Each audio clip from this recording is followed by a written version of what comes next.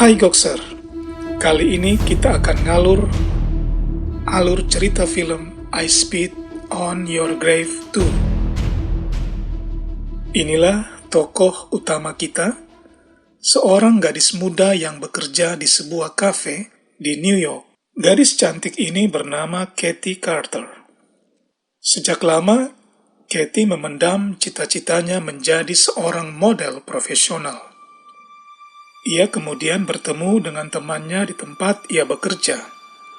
Ia meminta temannya membantu membuka akses untuk mewujudkan cita-citanya. Namun, temannya menegaskan bahwa membutuhkan uang banyak untuk mencapai hal itu. Sebagai pramusaji, tentu tak mudah bagi Katie mengumpulkan uang yang cukup untuk maksud tersebut. Usai bekerja, Katie bergegas pulang. Belum juga keluar dari pintu kafe, ia melihat brosur pada mading. Ada info sesi pemotretan gratis. Katie pun mengambil nomor telepon yang ada pada brosur tersebut. Sesampai di gedung apartemennya, langkah Katie terhenti. Dan wajahnya sedikit menegang. Ia mendengar kegaduhan yang tak jauh dari ruangan apartemennya. Oh, rupanya tetangganya sedang berusaha menangkap tikus. Katie sepertinya mengenal tetangganya ini. Karena itu, ia mendekat. Ia melihat ada sejumlah perkakas di sana. Biasanya ini sebuah clue yang akan berguna untuk tokoh utama ini dalam scene-scene berikutnya. Let's see. Oke, lanjut. Tanpa banyak basa-basi, si cantik Katie membuat perangkap tikus dengan tools yang ada tadi. Oh ya, nama tetangga Katie adalah Jason.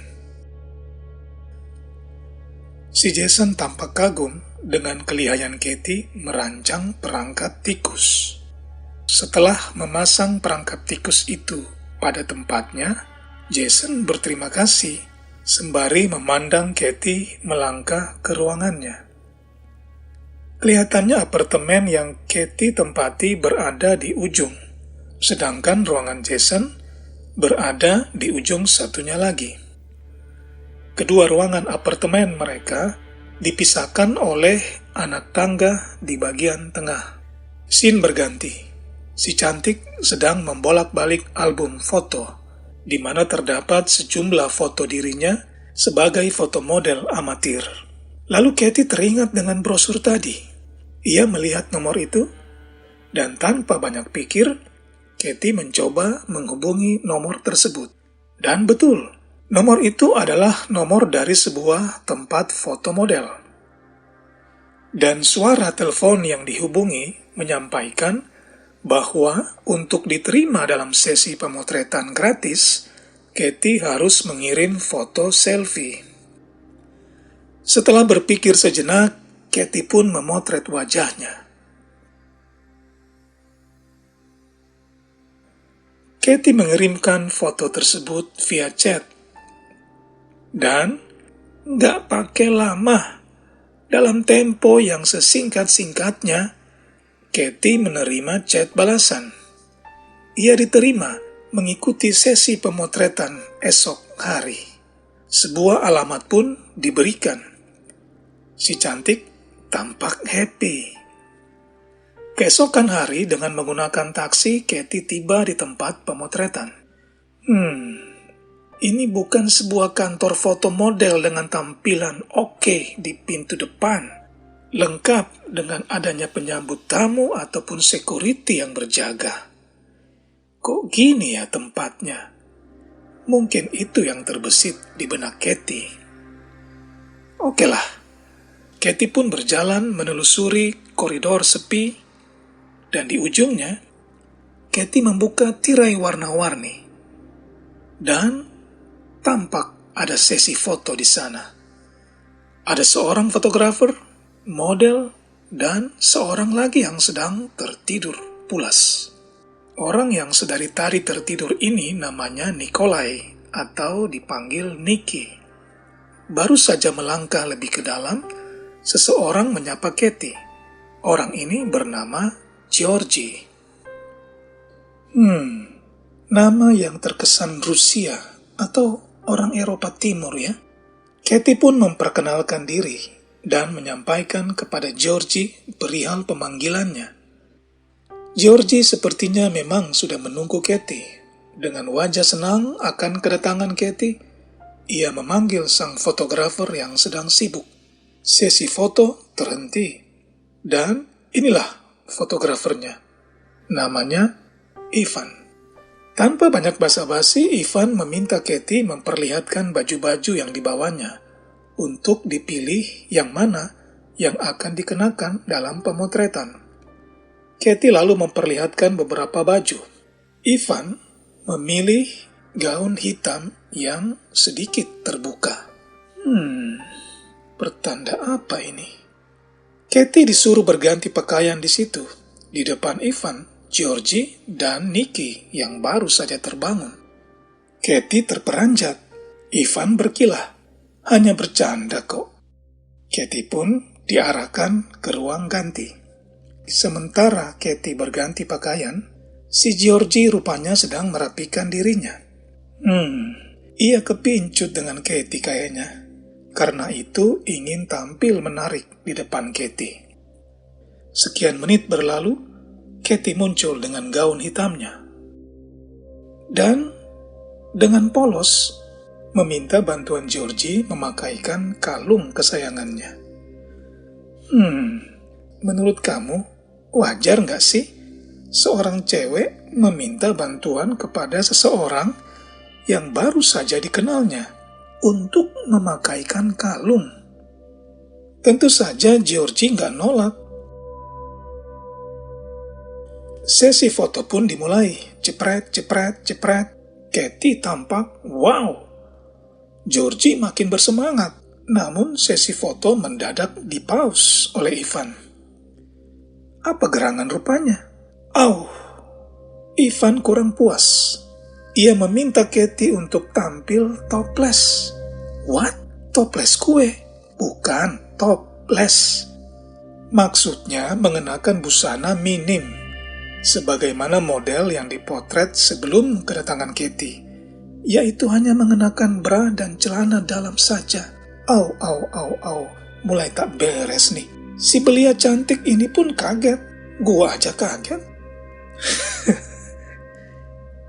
Katie menolak permintaan Ivan. Dan sesi foto gratis itu pun selesai, berakhir. Katie pulang. Sesampai di apartemennya, Katie terduduk sedih. Upaya menjadi foto model profesional kandas lagi. Beberapa jam kemudian, Katie sepertinya sudah move on. Sementara ia membuka ponselnya, seseorang mengetuk pintu apartemennya. Ia bergegas membuka pintu. Dan ternyata, si Georgie yang nongol. Ngapain sih si Georgie ini? Rupanya si Georgie mencoba akrab dan menarik simpati Katie. Tanpa diundang, ia datang dengan alasan memuji Katie yang menurutnya wow dalam sesi foto pagi tadi, dan lalu memberikan sebuah flash disk berisi file hasil pemotretan. Katie berterima kasih, dan Georgie pun pamit dengan wajah yang menurut gua tampak mupeng berat sama Katie. By the way, dari mana alamat Katie ia peroleh ya? Mungkin Katie melakukan pendaftaran barangkali ya?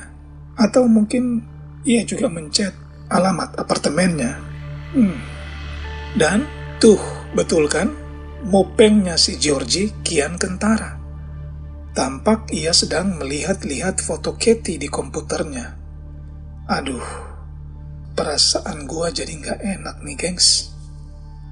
Sebelum rehat malam, Katie membuang sampah di ujung koridor, dekat ruangan apartemen Jason nih. Tapi Katie kok nggak nutup pintunya ya? Memang sih, tampak nggak ada orang satupun yang melintas di koridor.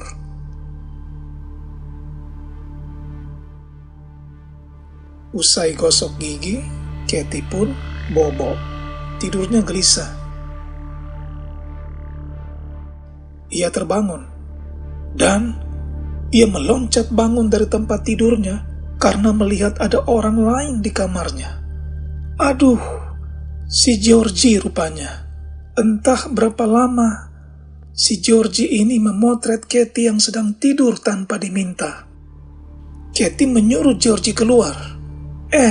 Si Mupeng ini malah mencoba menenangkan Katie dan memintanya untuk duduk dan ngobrol. Enak aja lu, bro.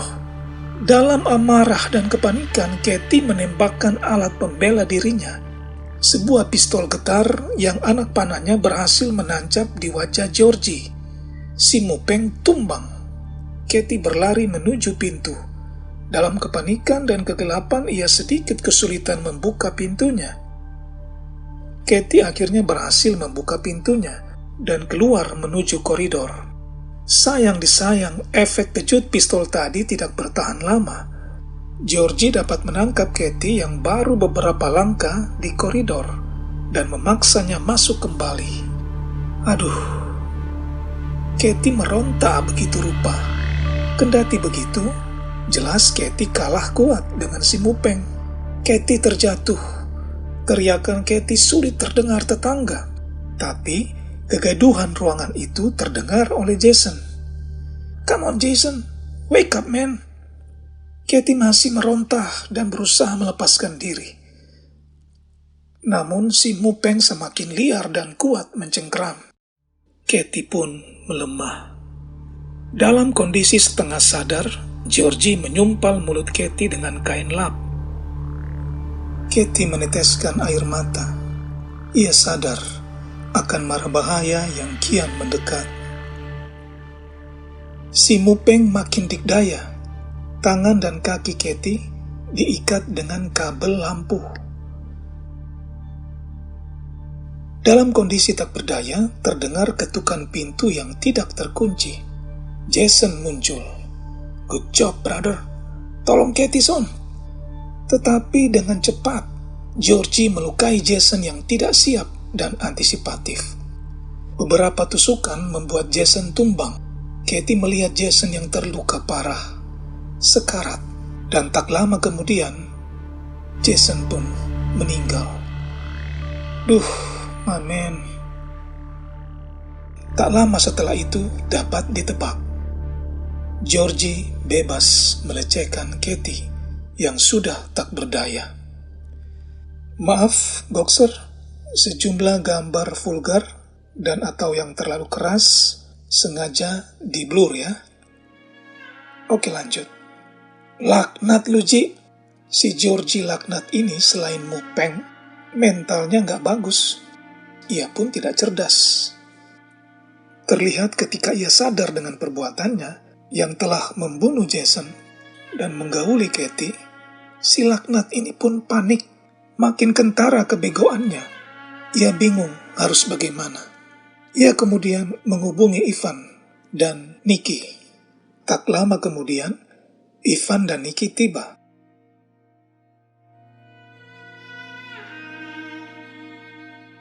Terlihat Ivan cukup tenang. Perkara begini sepertinya bukan soal besar baginya. Si Ivan sepertinya pemimpin di antara para bejat ini. Ia mulai berpikir dan lalu menemukan jalan keluar jahat.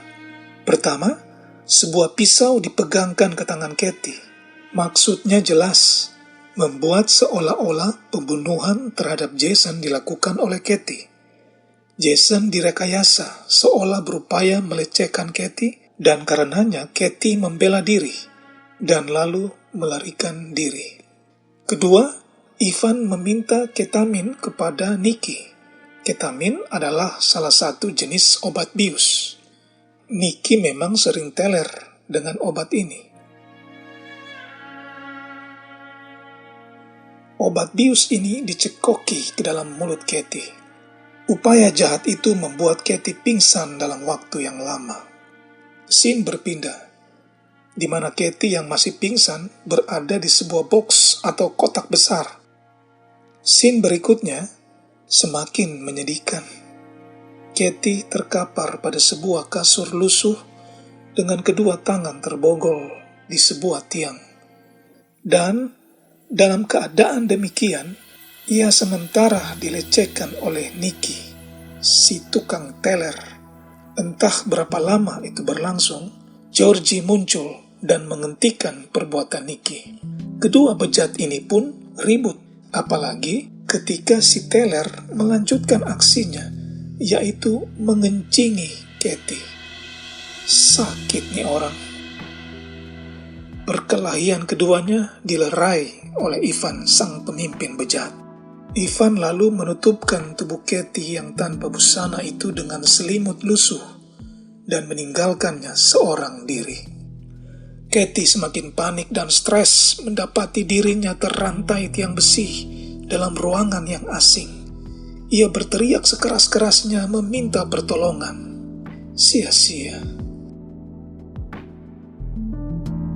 Tak lama kemudian, dalam keadaan masih tertidur, Ivan menyiramkan seember air ke tubuh Katie dan melemparkan sabun serta spons. Sontak Katie terbangun. Si Ivan menyuruh Katie untuk membersihkan dirinya. Katie marah dan melemparkan lagi spons itu ke arah kawanan bejat.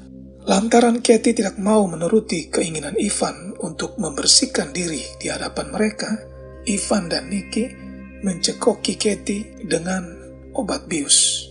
Maksudnya agar Katie mudah dikontrol. Georgie melihat kejadian itu dengan wajah iba. Ya, wajah iba si Muna. Ivan dan Nicky meninggalkan ruangan dan berjanji akan kembali dalam 15 menit. Tinggallah si Mupeng di situ bersama Katie. Dengan wajah ibah munaknya, ia menghampiri dan membujuk Katie agar mau dibersihkan. Katie pun terlihat pasrah dibersihkan oleh Georgie. Georgie kemudian keluar mengambilkan baju untuk Katie. Saat dalam keadaan sendiri dan efek obat bius yang belum membesar, Katie dengan cepat berusaha memuntahkan obat bius yang telah ditelannya itu. Upaya kerasnya berhasil. Obat bius itu bisa dimuntahkannya. Tak lama kemudian, si Mupeng kembali. Ia pikir Katie masih dalam pengaruh obat bius. Borgol Katie pun dilepaskannya. Lalu ia mulai memakaikan gaun berwarna merah ke tubuh Katie. Saat hendak memakaikan sepatu, tiba-tiba Katie beranjak dari kasur dan menghantam keras kepala Georgie dengan ember. Mupeng tumbang. Katie masih menghajar lagi si Mupeng dengan ember beberapa kali. Mupeng pingsan. Katie pun berhasil meloloskan diri dengan cara memanjat satu-satunya jendela berukuran kecil yang terdapat dalam ruangan itu. Sejurus kemudian, Katie sudah berlari menjauh dari rumah tempat penyekapannya. Rupanya, rumah penyekapan itu tak jauh dari kota. Dalam waktu tak lama, Katie sudah berada di jalanan kota yang dalam suasana musim dingin. Ia berteriak-teriak minta tolong. Sebuah mobil dan orang-orang yang melintas tak ada satupun yang mau berhenti dan menolongnya. Orang-orang itu hanya menonton keberadaan Katie tanpa mau satupun membantu. Katie semakin bingung dan stres karena suasana kota itu terasa asing baginya. Sangat asing karena semua tulisan yang tertera di semua bangunan kota adalah bahasa yang tidak dipahaminya. Masih dalam kesakitan, mental yang drop, dan kebingungan yang luar biasa, tiba-tiba sebuah mobil polisi mendekat. Katie dengan cepat meminta pertolongan kepada polisi setempat itu. Sang polisi yang ikut bingung karena tak mengerti dengan bahasa yang diucapkan Katie mengajak Katie untuk mengikutinya. Tapi tak lama kemudian sebuah mobil sipil berhenti. Seseorang keluar dari mobil. Orang ini memerintah polisi itu untuk menyerahkan Katie dalam urusannya. Lelaki ini adalah seorang detektif bernama Kirill. Ia fasih berbahasa Inggris. ia pun membawa Katie ke dalam mobilnya. Dalam histeria yang masih meledak-ledak, Katie bertanya di mana sebenarnya ia berada. Detektif Kirill pun merasa aneh, lalu berkata kepada Katie bahwa mereka berada di Bulgaria. Wow, jauh Amir. Sontak Katie kaget. Tangisnya pun kian meledak dan mengatakan kepada Kirill bahwa itu tidak mungkin karena ia orang Amerika. Dan kejadian terakhir yang ia ingat, ia dilecehkan di apartemennya yang berada di kota New York. Kok bisa di Bulgaria? Scene berpindah, di mana Katie sedang berada di kantor Kirill. Detektif ini sedang menginterogasi Katie. Ia masih tidak percaya dengan cerita Katie. Tidak percaya bagaimana mungkin seorang gadis belia, orang Amerika, dilecehkan di New York dan kini berada di Bulgaria dan disekap oleh orang-orang yang sama di New York. Iya sih. Masih dalam ketidakmengertian Kirill, Katie memohon untuk diantar ke kedutaan besar Amerika, kedubes Amerika. Kirill berjanji akan mengantarnya setelah proses interogasi clear. Kirill dan Katie masih berbicara, seorang wanita parubaya muncul dengan setelan rapi. Rupanya wanita ini sudah buat janji ketemu dengan Kirill. Anna adalah nama wanita ini. Detektif Kirill memperkenalkan Anna kepada Katie sebagai anggota dari sebuah pelayanan sosial yang menangani kasus-kasus kekerasan terhadap perempuan. Anna menunjukkan simpati dan empatinya kepada Katie. Belum lama berbicara, Anna memohon supaya Kirill membawakan 2 gelas kopi. Anehnya, Kirill sendiri yang bersedia mengambilkan kopi dan meninggalkan Anna dan Katie di ruangannya. Emang gak ada yang bisa disuruh ambilkan kopi ya, Ril? Sementara si Kirill mengambil kopi sejauh 1 kilometer. Soalnya lama, Anna berhasil membujuk Katie untuk mengikutinya. Katie spontan mau mengikuti ajakan Anna, karena Anna berjanji segera mengantarnya ke kedubes Amerika. Tapi sebelum itu, Anna beralasan mengambilkan baju untuk Katie di rumahnya. Dalam perjalanan, di mobil, sembari menyetir, Anna tampak sibuk menelepon kolehannya bahwa kasus Katie sedang ditanganinya. Sementara itu, Katie duduk membisu dalam kondisi lemah dan syok. Bagaimana nasib Katie selanjutnya? Ikuti kisah yang lebih menyedihkan, mencekam, dan menegangkan dalam alur cerita film I Spit on Your Grave 2 Part 2. See you soon.